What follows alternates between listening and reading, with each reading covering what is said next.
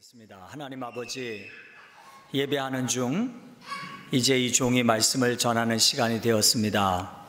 하나님의 은혜를 구합니다. 입술을 꼭 붙들어 주시고 꼭 전해야 되는 주의 말씀을 잘 전하도록 주님 함께하여 주시옵소서. 전하는 종과 듣는 성도들이 한 마음이 되어서 주의 뜻을 잘 깨달아 하는 시간 되게 하옵소서. 예수님 이름으로 기도를 드립니다. 아멘. 잘 오셨습니다. 네. 여러분 모두를 축복합니다. 네. 저는 부활주일이 지나면 거의 내복을 벗습니다. 그 전까지는 추위를 너무 많이 타서 내복을 잘 벗지 못하는데 아직도 부활주일이 지났는데 내복을 못 벗었습니다. 갑자기 또 추워져서 우리 교회 앞마당에 화려한 꽃들이 피어나고 있는데 이 벚꽃들이 피다가 아마 화들짝 놀랐을 것 같아요. 너무 추워서. 봄이 오는 것을 아직도 시샘하는 그 무엇인가가 있는 듯 싶어요. 여러분 혹시나 여러분의 아픔이 좀 깨어나고 활짝 좀 열려지는데 혹시 무엇인가 방해한다면 곧 봄이 온다 믿으시고 여러분의 아픔도 잘 이겨내시기를 축복합니다. 오늘 이 본문을 마태복음 강해로 다시 돌아오면서 이 본문을 계속 묵상하면서 첫 생각이 무슨 생각이었냐 하면 도대체 이 백부장이 자기 하인의 아픔을 주님께 갖고 가는 그 믿음은 어디서 나왔을까? 이런 물음. 그리고 또 하나는 뭐냐면 이 백부장이 자기 하인의 병을 고쳐주어야 되겠다는 이 마음은 왜 생겼을까? 사실 이런 고민을 좀 많이 해보았습니다. 이런 생각을 많이 해보다가 아마 저와 똑같은 생각을 가진 분들이 있었던 듯 싶습니다. 혹시 이 백부장의 하인이 아들은 아닐까? 그래서 한번 쭉 찾아보니까 이 오늘 본문에 나오는 백부장의 하인을 원어로 파이스라고 썼는데 그걸 종이라고도 번역을 하기도 하고 아들이라고 번역을 하기도 한다 그래요. 그래서 어떤 학자들은 아마 아들일 것이다 라는 이야기를 하는 분들이 있더라고요. 주석가들 중에서.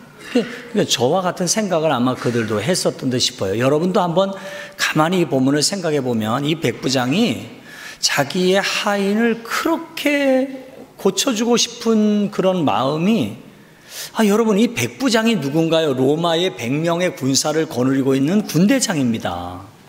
그 중에 어떤 하인일 텐데 그 하인이 지금 이 아픔을 겪고 있는 것을 주님께 가지고 나갔다. 이게 저의 마음속에 든 의문이었고 생각이었는데 이것이 저에게 아주 좋은 확신을 주었습니다. 그것이 무엇인가 하면 그냥 추론하기는 백부장의 하인의 아픔을 너무너무 아파했나 보다. 이게 추론이었습니다. 나의 하인의 아픔이 정말 나의 아픔이었나 보다. 그 생각이 들었습니다.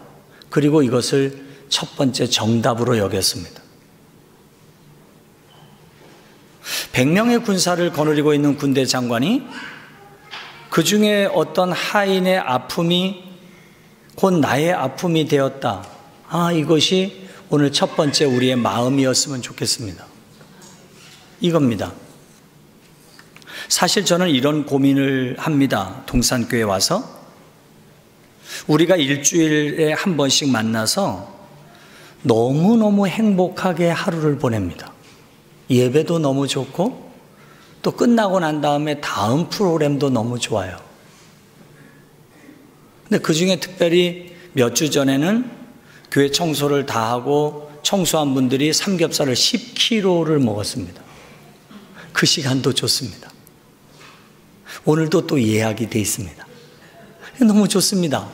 그런데 한편으로는 무슨 고민이 제 속에 있느냐 하면 이런 고민이 있습니다.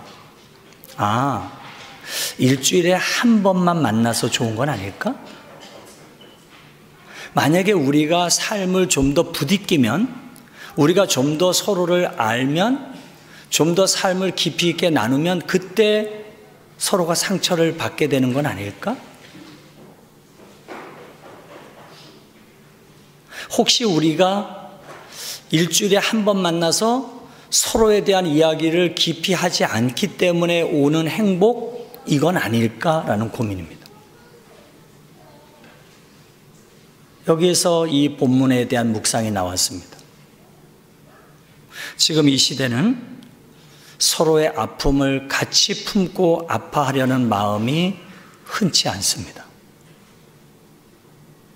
저는 오늘 이 본문을 바라보면서 칭찬받았던 백부장의 이 믿음이 어쭈? 말만 해. 말씀만 하십시오. 그러면 내가 주님이 안 가셔도 됩니다. 어쭈? 이거 봐라. 이것 때문에 칭찬이었을까? 그건 우리가 너무 흔히 아는 이야기라서 이 본문을 좀 비틀어 보았습니다. 사실 고민은 또 이런 고민도 있었습니다. 어떤 고민도 있었냐면, 오늘 여러분 이 예배 자리에 참여하지 않은 분 중에 누군가의 중보 기도를 맡고 있는 분들이 있을 텐데, 오늘 이 본문을 가지고 여러분 오늘 여기서 주님 앞에 그냥 얘기만 하십시오. 집에서 병이 났습니다. 이렇게도 얘기하고 싶었습니다. 그런데 이 본문을 보다 첫 번째 들은 생각은 바로 좀 전에 제가 가졌던 이 고민. 우리는 정말 이 백부장이 품고 있던 이 마음을 나도 품고 있을까라는 고민입니다. 특히 이런 생각을 더 깊이 갖게 된 이유는 무엇인가 하면, 요즘 새벽에 욥기를 새벽기도 동지들, 제가 새벽기도 나오는 분들은 교우란 말을 잘 안 쓰고 동지란 말을 많이 씁니다. 의도적으로 동지들, 새벽기도 동지들과 함께 욥기를 묵상을 합니다. 그래서 이 마음이 더 들었습니다. 아시다시피 욥은 심한 고통을 당하게 됩니다. 자기 아들들이 자기 곁을 떠나 명을 달리하고 재산을 잃고 아내도 자기를 욕하고 더 이상 욥기에 등장하지도 않고, 그리고 자기의 몸에 헌대가 나서 사금파리를 갖고 긁어야 하는 그런 아픔을 겪고 있는 욥에게 소식을 전해들은 친구들 3명이 곳곳에서 연락을 해서 욥의 곁에 왔습니다. 아주 며칠 동안은 그 욥의 아픔을 바라보며 같이 울어줍니다.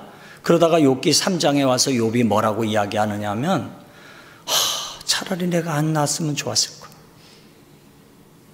여러분 그 마음 아십니까? 너무 괴로워서 차라리 내가 이 세상에 태어나지 않았으면 좋았을 걸. 태중에 내가 그냥 죽었으면 좋았을 걸. 산모가 나를 받다가 떨어뜨렸으면 좋았을 걸. 이런 아픔과 고통을 막 토로하는 3장이 등장하고 난 다음에 4장에 딱 오면서 그 친구 3명 중에서 나이가 좀 더 많은 엘리바스가 말을 하기 시작합니다. 욥의 고난을 평가하기를 시작합니다. 그 중에 대표적인 구절을 하나 읽어드리겠습니다. 생각해봐라. 엘리바스가 욥에게 하는 말입니다. 생각해봐라. 죄 없이 망한 사람이 있던가? 정직한 자와 끊어짐이 어디 있는가? 정직한 자의 끊어짐이 어디 있는가? 정직한 자가 망한 적이 있던가? 내가 보건대 악을 밭갈고 독을 뿌리는 자는 그대로 거두나니 다 하나님의 입 기운에 멸망하고 그 콧김에 사라지느니라. 욥기는 1장, 2장은 이렇게 설명되어지는 문체로 써 있어서 그냥 1장, 2장은 읽으면 쉽게 이해가 되는데요. 3장부터는 시적 표현, 시조를 읊듯이 한자 한자에다 막 의미를 담고 쓴 문체라서요, 해석하기가 되게 어려워요. 저도 새벽기도 같이 나누기 위해서 공부하고 나오는데 얼마나 힘든지 몰라요. 지금 이 얘기를 아주 쉽게 풀으면 뭔 얘기냐면 우리나라 속담으로 얘기하면 아니 땡 굴뚝에 연기가 나던가 이런 말입니다. 생각해봐.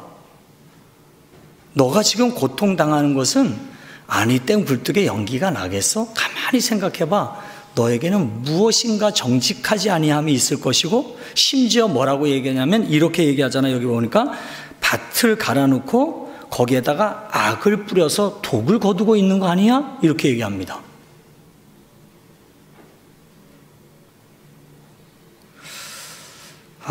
거기에다가요 4장 9절에 가서 뭐라고 얘기하냐면 좀 전에 읽어드린 것처럼 다 하나님의 입기운에 멸망하고 그 콧김에 사라지느니라. 하나님을 갖다가 자기의 말에다가 탁 더 씌우는 순간에 그 정죄의 가치는 절대적이 되어버렸어요.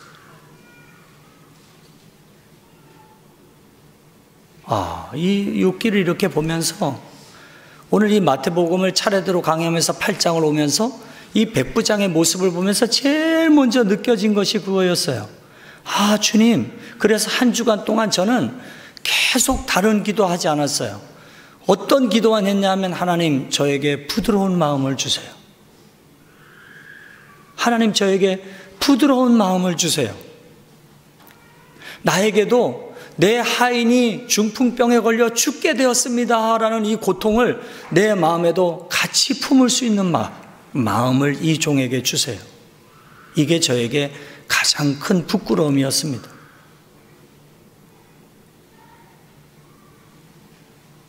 역지사지하는 것, 입장을 바꿔놓고 생각하는 것, 이것이 바로 우리 주님이 품으신 마음이었습니다.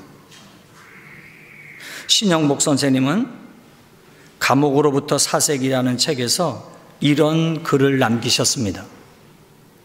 머리가 좋은 것이 마음 좋은 것만 못하고, 마음 좋은 것이 손 좋은 것만 못하고, 손 좋은 것이 발 좋은 것만 못한 법이다. 관찰보다는 애정이, 애정보다는 실천과 연대가, 실천적 연대보다는 입장의 동일함이 더욱 중요합니다. 입장의 동일함, 그것은 관계의 최고의 행태입니다. 입장의 동일함. 우리가 수요일날 같이 보았습니다만 신영복 선생님이 짤막하게 쓴 글에 보면 이런 글이 있잖아요. 내가 누군가를 돕는다고 하는 것은 비 오는 날 가서 우산을 그에게 비를 안 맞게 씌워주는 것이 아니라 우산을 내팽개치고 가서 그와 함께 비를 맞는 것이다. 입장의 동일함.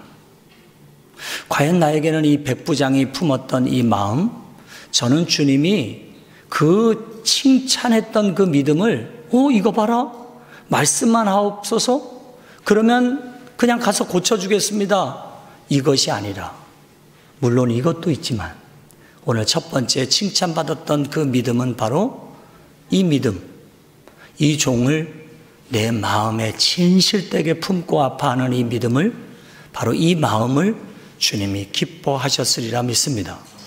제가 이렇게 이야기하는 이유가 있습니다. 바로 그건 마태복음 저자가 의도한 의도가 그 속에 그렇게 담겨져 있습니다. 오늘 우리가 앞부분에 읽은 나병 환자를 고쳐준 이야기를 같이 읽었습니다. 그런데 마태복음은 우리가 서론에서도 말씀드렸지만 마태복음은 구조가 이렇게 되어 있습니다. 오경적 구조라 그래서 마태복음은 5편의 설교가 구성되어 있고요. 그리고 예수님께서 산 위에 올라가서 하나님의 말씀을 새롭게 선포하신 것은 모세가 시내산에 올라가서 율법을 받은 것과 동일하게 여기고 있고, 그리고 오늘 본문의 8장은 산에서 내려오사라고 되어 있는데, 산에서 내려와서 지금 수많은 사람이 다시 그의 가르침을 받고 있는 이 이야기로 시작되어지는 이것은 무엇인가 하면, 그동안 예수님께서 산 위에서 말씀의 권위를 나타내셨다면 이제 산 아래서는 그 말씀의 권위를 행동으로 직접 보여주셨다라는 것을 이야기하고 있습니다. 이걸 모세 유형론이라고 이야기합니다. 그러면서 여기에 이 마태복음 저자는 8장과 9장에서 예수님의 이 행동의 권위를 병을 고치신 가장 중요한 것만 10개를 가져옵니다. 특히 10개를 가져왔던 것은 신학자들이나 주석학자들의 의도는 바로 모세가 애굽에서 10가지 재앙을 일으켰던 그 사건으로 동일하게 비춰보겠다는 의도가 담겨져 있다고 보는 겁니다. 그러면 오늘 여기에 앞부분에 나병 환자를 고쳐주신 이 이야기는 예사롭지 않습니다. 이 사복음서에서 예수님께서 행하신 기적의 역사가 첫 번째 행하신 기적의 역사가 다 다르게 나옵니다. 다르게. 이 마가복음과 누가복음은 예수님의 첫 번째 기적의 역사를 회당장에서 귀신을 쫓아낸 사건으로 봅니다.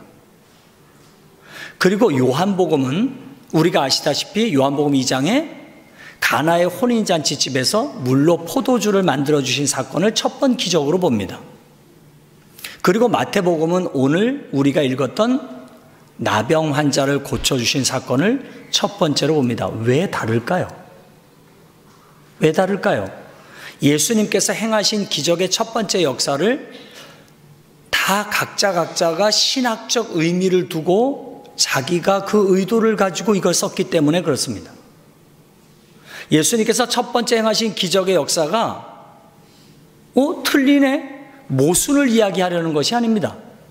의도가 있습니다. 의도가. 그러면 이 마태복음의 의도는 무엇인가 하면 잘 보십시오.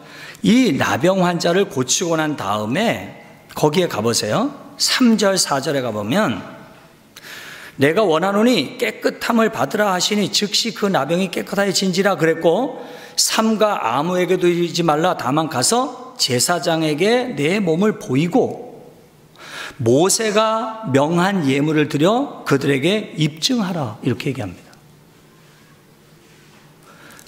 그러니까 여러분 나병 환자는 격리병입니다. 종교병입니다. 얼굴을 가려야 했습니다.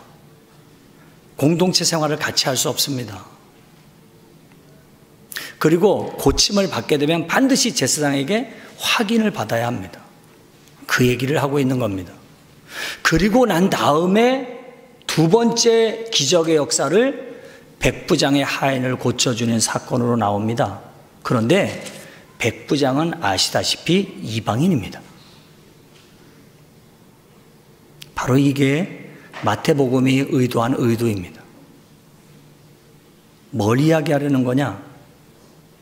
너희 안에 품고 있는 그 말씀, 너희 안에 있는 그 율법, 너희 안에 있는 그 율법이 누군가를 판단하는 잣대가 되어졌지. 이 백부장같이 칭찬해주는 백부장, 이 백부장같이 그 진실된 그 말씀이 누구를 향한 애절함이 있었느냐는 물음입니다. 그러니 내가 가서 고쳐줄게 말씀만 하십시오. 내가 가서 고쳐줄게 말씀만 하십시오. 이것 봐라. 이거보다 더 중요한 이 속에 숨겨진 메시지는 무엇인가 하면 저들은 그 말씀을 가지고 마음속에 누군가를 늘 갈라내고 판단하는 잣대였지만 그렇지만 이 백부장은 이 믿음이 누구에게도 찾아볼 수 없는 믿음이네. 오늘 보십시오. 뭐라고 얘기합니까?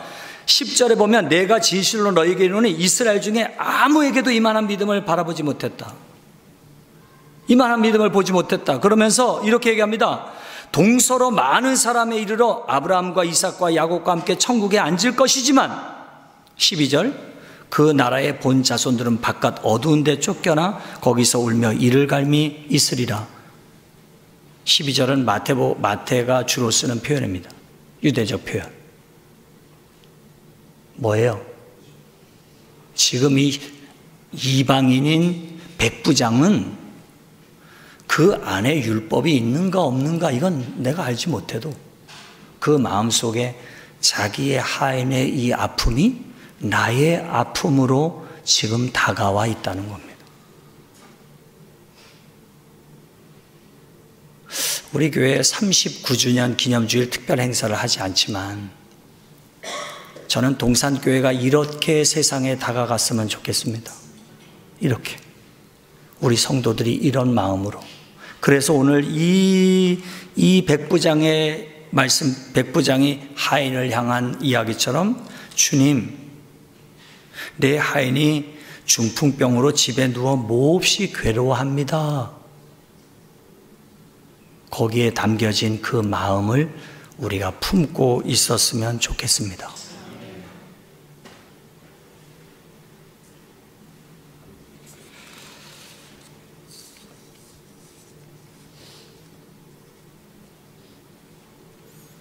두 번째, 이 말씀을 통해서 여러분에게 드리고 싶은 메시지는 주님 말씀만 하십시오. 저희 집에도 종이 있는데요. 내가 가라 그러면 가고 오라 그러면 옵니다. 그냥 주님이 여기서 가라 그러면 됩니다. 이 모습을 가만히 바라보면서 신앙은 절대 삶에서 분리될 수 없는 것이라는 메시지를 나누고 싶습니다. 자기의 삶과 관련되어 있는 고백, 자기의 삶과 관련되어 있는 이 신앙 고백, 이것이 오늘 우리에게 필요하다는 겁니다. 지금은 고인이 되셨지만 저희 신학교 사사 중에 이해석 교수님이라고 계십니다. 작년에 돌아가셨는가 그렇습니다.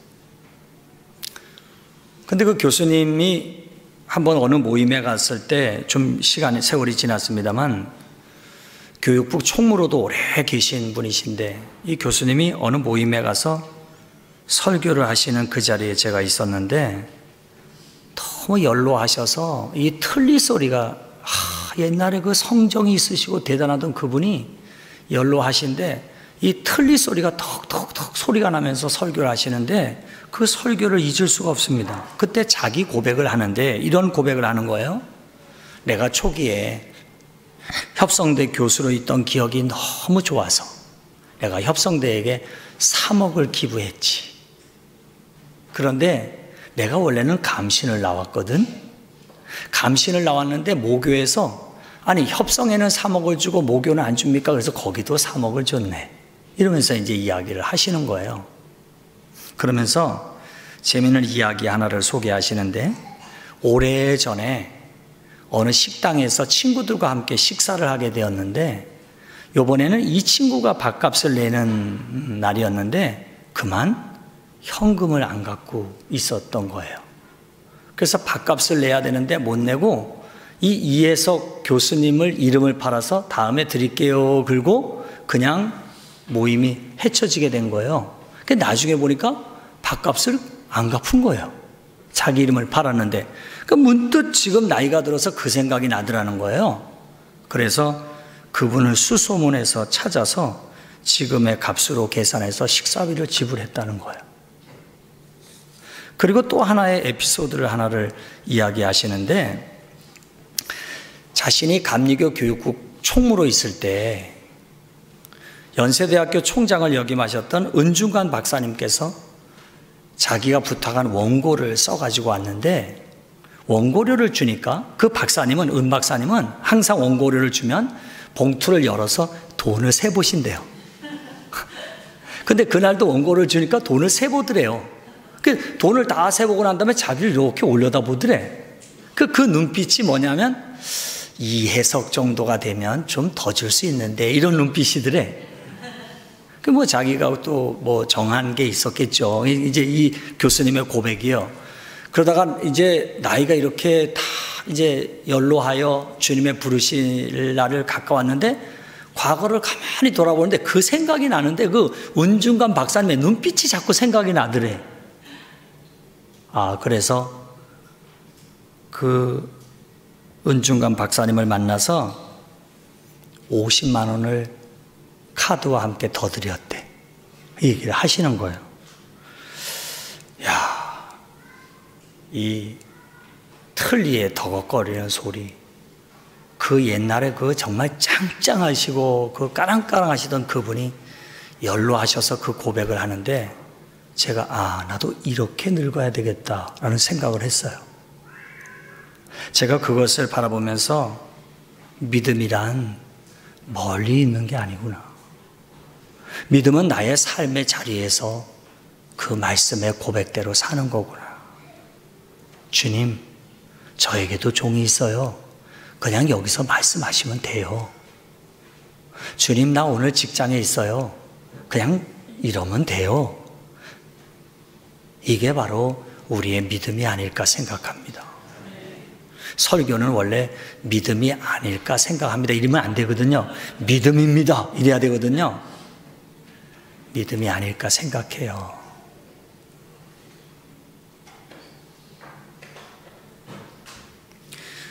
지난주에 교회 언덕에, 내려오는 언덕에 제 아내가 꽃씨를 사가지고 온 것을 막 버무려서 정리해서 뿌리면서 이런 찬송을 불렀어요. 갑자기 그 생각이 나는 거예요. 솔직하게. 씨를 뿌릴 때에 나지 아니할까. 그 찬양 있잖아요. 그죠? 애탈지라도 나중에 예수께서 칭찬하신 진짜 뿌리면서 안 날까봐 걱정이 되는 거예요. 여러분도 농사 지시면서 그러나요? 씨를 뿌리는데 안 날 것 같아. 그런데 3일 후에 가니까 여지없이 싹이 났더군요. 믿음은 농사를 지으면서 최선을 다하는 게 믿음이구나. 믿음은 다른 것이 아니라 부부가 진실되게 사랑하는 것이 믿음이구나. 믿음은 다른 것이 아니라 자녀가 부모를 참 공경하고 부모가 역시 자녀를 아주 귀하게 여겨주는 게 믿음이구나. 사업을 하는 사람은 정직하게 사업하는 것이 믿음이고, 그리고 학생은 주어진 공부를 잘 하는 것이 믿음이고, 목회자인 저에게의 믿음은 하나님의 말씀을 바르게 성도들에게 잘 가르치고 양육하는 것이 믿음임을 믿습니다. 아멘이 더 크구나 이렇게 하니까. 동탄에 있는 친구 목사가 저하고 만나면 늘 깊은 이야기를 하는데, 제가 늘 좋아하는 이 일상이라는 단어를 그 친구가 쓰면서 한 목사, 우리 하나님의 이름을 좀 바꿔서 부르면 안 돼 그러더라고요. 그래서 뭐라고 부르면 좋은데 그냥 하나님이라고 부르지 말고 일상이라고 불러보세요 그러더라고요. 우리가 늘 하나님 그러면 우리가 기도할 때 높고 높은 보좌 위에서 낮고 낮은 천한 저희들을 위하여 이렇게 우리가 기도하는데, 하나님이 그 높음도 그냥 높음이 아니라 높고 높은, 그래서 아주 멀리 계시는 하나님으로 늘 생각하는데, 하나님을 그냥 일상이라고 부르면 어떨까라는 말에 제가 깊이 공감을 했어요. 여러분, 그렇습니다. 우리의 믿음은 멀리 있는 것이 아니라 내 입에 있고 내 마음에 있고 내 손에 있고 내 발에 있음을 믿습니다. 우리의 삶의 자리에서 그냥 내 주어진 나의 삶에 최선을 다하는 것이 믿음임을 믿습니다. 김정준 박사님이 역시 고인이 되신 구약학자가 계시는데, 그분이 삶을 마감하기 전에 이런 시를 지었습니다. 한번 들어보십시오. 내가 죽는 날이라는 시입니다. 내가 죽는 날은 비가 와도 좋다. 그것은 내 죽음의 상징하는 슬픈 눈물이 아니라 예수의 보혈로 내 죄 씻음을 받은 감격의 눈물이기 까닭에, 내가 죽는 날은 바람이 불어도 좋다. 그것은 내 모든 이 세상 시름을 없이 하고 하늘나라 올라가는 내 길을 준비함이기 때문에, 내가 죽는 날은 눈이 부시도록 햇빛이 비추어도 좋다. 그것은 영광의 주님 품 안에 안긴 내 얼굴의 광채를 보여줍니다. 내가 죽는 시간은 밤이어도 좋다. 캄캄한 하늘이 내 죽음이라면 거기 빛나는 별의 광채는 새 하늘에 옮겨진 내 눈동자이리라. 내가 죽는 날 나를 완전히 주님의 것으로 부르시는 날, 나는 이 날이 오기를 기다리노라. 다만 주님의 뜻이라면 이 순간에라도 닥쳐오기를, 번개와 같이 닥쳐와 번개와 함께 사라지기를 그 다음은 내게 묻지 말아다오. 내가 옮겨진 그 나라에서만 내 소식 알 수 있을 터이니. 꽃씨를 뿌려진 저 밭을 그냥 쉽게 마련되지 않았습니다. 내가 노동해서 파지 않았습니다. 우리 교회 아스콘 공사를 하는데 아스콘 공사의 평지 작업을 하러 포크레인 하나가 들어왔는데 저를 보자마자 포크레인 시동을 끄고 목사님 그러고 달려와서 보니까 사강에서 알고 지냈던 한 분이셨습니다. 제가 머리를 이렇게 예쁘게 파마를 해서 여기에 섰는데 혹시 남양에는 파마를 잘하는 데가 없나요? 라고 조 집사님한테 물으니까 어디를 소개해 주었어요. 그곳에 가서 머리에 이렇게 펌을 하면서 물으니까 제가 잘 알고 있는 성도와 친한 친구였어요. 윤경이 친구, 홍윤경이 친구. 아, 일상의 삶 속에 믿음으로 살아내야만 그것이 곧 참 믿음이겠구나라는 생각을 해보았어요. 사랑하는 동산교회 교우 여러분, 우리 쉼터에 아름다운 벚꽃이 화려하게 피어나고 있어요. 오늘은 저 벚꽃을 바라보면서 오늘 행복한 감격에 빠져드는 것도 믿음입니다. 기도하겠습니다. 하나님 아버지, 우리에게 따뜻한 마음을 주옵소서. 이 백부장이 품었던 주님의 마음이 오늘 우리 안에 있게 하옵소서. 주님, 오늘 우리가 일상의 삶 속에서 주님을 진실되게 드러내며 고백하며 살겠습니다. 주님, 그런 저희들 되게 하옵소서. 예수님 이름으로 기도를 드립니다. 아멘.